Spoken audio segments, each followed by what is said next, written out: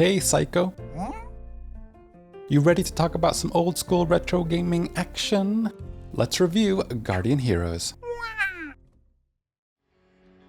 Guardian Heroes was made back in the day when, I have to say it, games were games. Light on story and heavy on gameplay, just the way I like it. But for those of you who are curious, the overarching story of the game is this.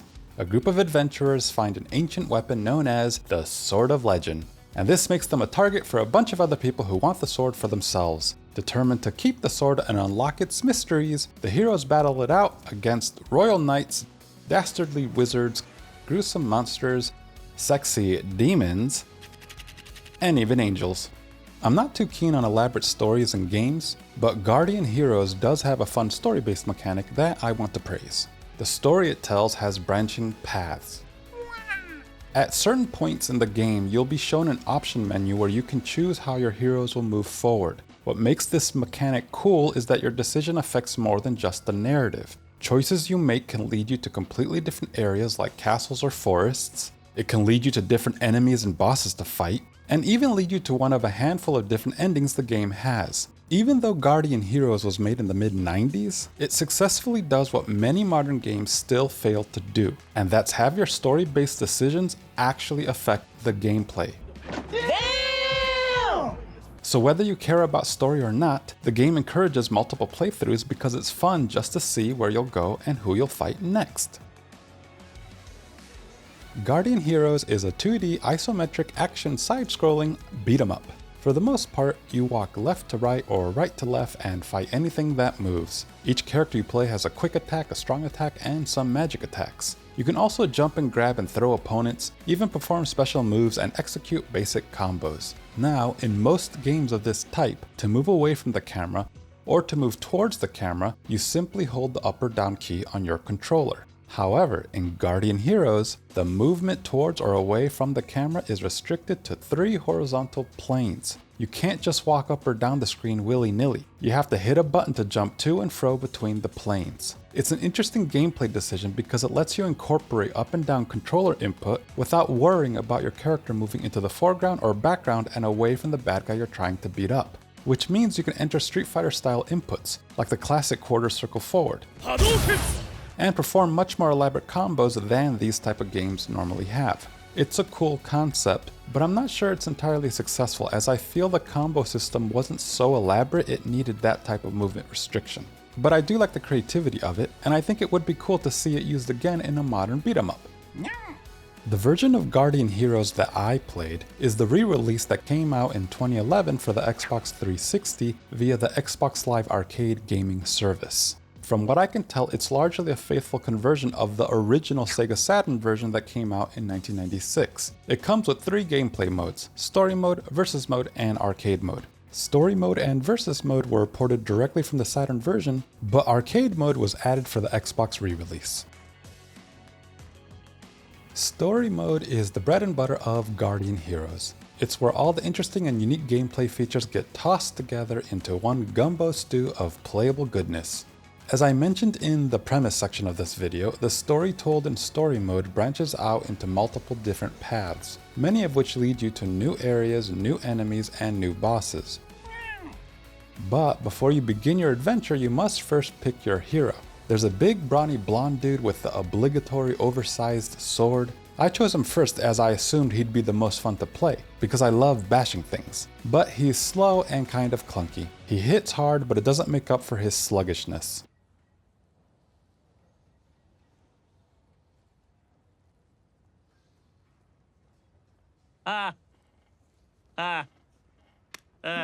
Then there's a green-haired badass warrior femme fatale. She was by far the most fun to play. She's quick and can combo up a storm. Her attacks aren't as powerful as Blondie, but she more than makes up for it with the flurry of hits you can throw down. Next is a purple-haired ninja, not quite assassin, more like a shit-assassin.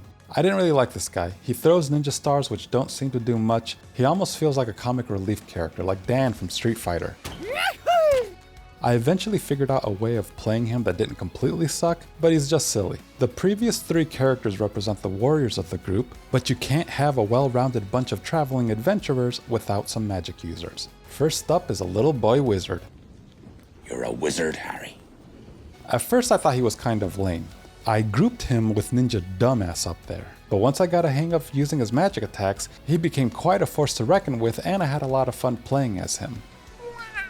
Finally, we have a pink-haired witch who is as powerful as she is clumsy. She can literally trip over herself, but like with Boy Wizard, if you manage her spells well, she can be quite formidable. Even though I wasn't a fan of all the playstyles of each character, I was genuinely impressed at how different they played from each other. My first playthrough of the game was with Blonde Dude Big Sword, and to be honest, I was finding myself a little disappointed by the gameplay. I thought maybe the game just didn't age well. But on my second run, I played as the green-haired Xena the Warrior Princess, and it was a completely different experience and way more fun. The stark differences in their gameplay made me even more curious to play as the other heroes to experience their mechanics.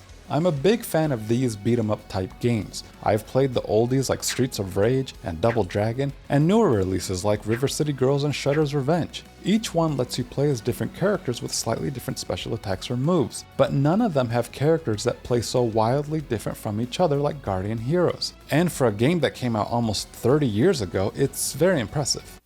Indubitably. Another fun feature of story mode that is also rarely present in other brawlers is the ability to level up your character as you defeat bad guys. Each level you gain gives you experience points that you can apply to your character after completing a stage. You can use the points to increase a variety of your character's stats, like attack power, magic, health bar, and more. It's cool because even though each character comes with their own strengths and weaknesses, using the level up mechanic you can double down on their strength to push them even higher, or try and balance out their weaknesses by adding points to those stats. My only disappointment is that if you max out the stats for a specific attribute, the game never lets you get to God tier. I maxed out the attack power for Big Dude Sword Blonde, and while he definitely hit harder, I was hoping to be able to one-shot most of the weaker foes and easily dominate some of the bosses, but that didn't happen. It still took more than a few swings of his mighty sword to down even a regular enemy. Before I move on from story mode, I want to talk about its multiplayer support. When Guardian Heroes came out for the Sega Saturn, there was no such thing as network play between consoles. Computers, yes, but not consoles. And consoles at the time only supported up to 2 controllers. So it's understandable that story mode back then only supported local co-op play with only 2 players. But this version is a re-release that appeared on Xbox Live Arcade in 2011. And by then, over-the-network multiplayer games were ubiquitous. In fact, the Xbox Live of Xbox Live Arcade was the name of the network service specifically made to play games over the internet. Also, the Xbox 360, the console the re-release was released on, supports up to 4 controllers at once. Yet despite network play being available, and 4 controller support built into the 360, story mode for the Guardian Heroes re-release still only supports 2 players. And that's such a shame because I think it'd be really fun to play the story with 3 other friends. On a couch, everyone a different character, punching, slashing, and blasting your way through the game over and over trying to discover all the routes. I think it's in that multiplayer environment where the 3 horizontal plane movement would really shine too, as you and your friends could split up to different planes to divide and conquer the enemies on the screen. Now, in my case, this is a moot point because I don't know 3 other people that want to spend their afternoon playing a 30-year-old game anyway, and I'm okay with that. I promised myself I wouldn't cry. But for those who can wrangle up a group of hardcore gamers who want to jump into some classic gaming fun, I feel it'd be a good time. Next up is Versus Mode. In this mode, 12 players duke it out in one hectic battle royale. Begin! You can play locally with up to 4 players, leaving the other 8 combatants computer controlled. And if you have an active Game Pass subscription, it looks like you can still use the Xbox Live connection to invite up to 11 friends to all play together online. I tried searching for an active session to join, but there weren't any, and I don't know anyone else who has an Xbox with an active Game Pass subscription and that had the free time and also desire to play this game. And I'm okay with that.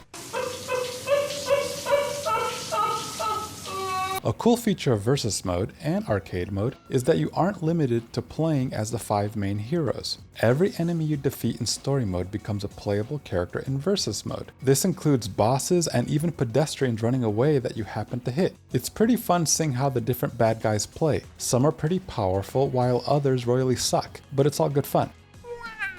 There's a variety of ways to configure the battlefield in versus mode. You can have an all-out everyone versus everyone deathmatch, or you can make team matches with 2 teams of 6, or 4 teams of 3, or even 6 teams of 2. Once you select your character, you're given a bunch of experience points you can use to customize their stats before the fight begins. All the configuration options are nice, but overall, I feel the gameplay and flat level designs don't really lend itself to this versus style of combat. It's cute to play around with versus mode, but it doesn't have the replayability nor addictive gameplay you'd want in a battle royale style game. But seeing that Guardian Heroes originally came out in 1996, I wonder if this mode was an inspiration for the crown jewel of platform brawlers that came out just 4 years later.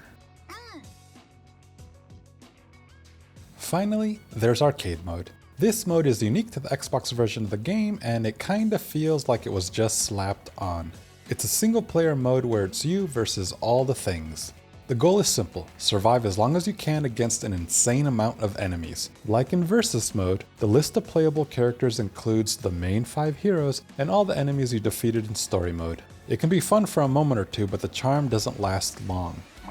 It would have been nice if instead of just dumping a buttload of bad guys right from the get-go, they brought them out in waves. The first wave could be just a couple of low-level enemies, and the second wave gets a little stronger, and so on and so forth. They could have even associated each wave of enemies with one of the 30 stages found in story mode. You start off in stage 1 with easy opponents, and progress stage after stage with the difficulty ramping up. And once you reach stage 30, if you ever do, then you could have the wild bonanza of craziness that ends up killing you in like 20 seconds. The gradual increase in difficulty would help build up the excitement to try and go further and further. But as it plays right now, it's balls to the wall madness right from the get-go, and then you're dead. And it's gone. Which basically kills any fun to keep playing.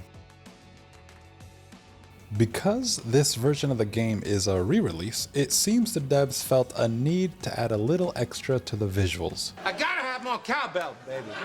So it's possible to play the game in remix mode with remastered graphics. And it looks like they just applied some filter to the sprites to give them some sort of poor man's painterly look. Hate it. Fortunately, the remix graphics are purely optional and you can play the entire game with its original and totally better pixel art. In my opinion, the characters and many of the environments in this game look great. The colors are vibrant, the animations are solid, and the character designs are fun and interesting, big and small, cool and silly. It's a great mix. The only downside is some of the designs of the later levels feel a little bit generic and repetitive. But overall, I love how this game looks. Good pixel art does for games what good practical effects do for movies. It makes the visuals evergreen in their beauty. The game looked great on the Sega Saturn back in 1996, it still looked great in 2011 when it was re-released on the Xbox 360, and now I'm playing it on my Xbox Series X in 2025, and it's looking awesome. I'm happy to say that all these years later, Guardian Heroes' main story mode still holds up. The combat is fun, the character playstyles are unique and interesting, and the branching story mode keeps you coming back for more. Unfortunately, versus mode, and especially arcade mode, aren't nearly as engaging nor replayable as story mode.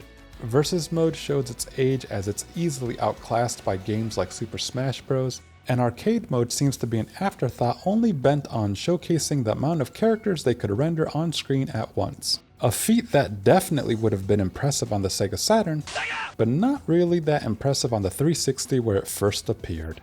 So overall, I give Guardian Heroes a 3.5.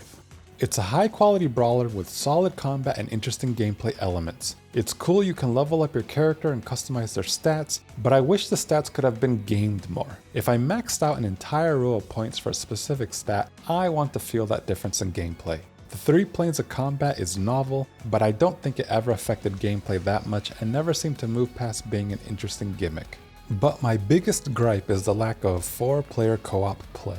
It's a game that has 5 unique playable characters. It plays horizontally across 3 different planes, meaning there's lots of room for movement, and the combat often involves nearly a dozen or more characters on screen at once. It screams multiplayer. And yet, even when re-released on the 360, which natively supported 4 controllers at once, the heart of the game, story mode, still only supports 2 players. It's such a shame. Guardian Heroes is a classic game from my childhood. If you also played it in your youth and are curious if it holds up, it does.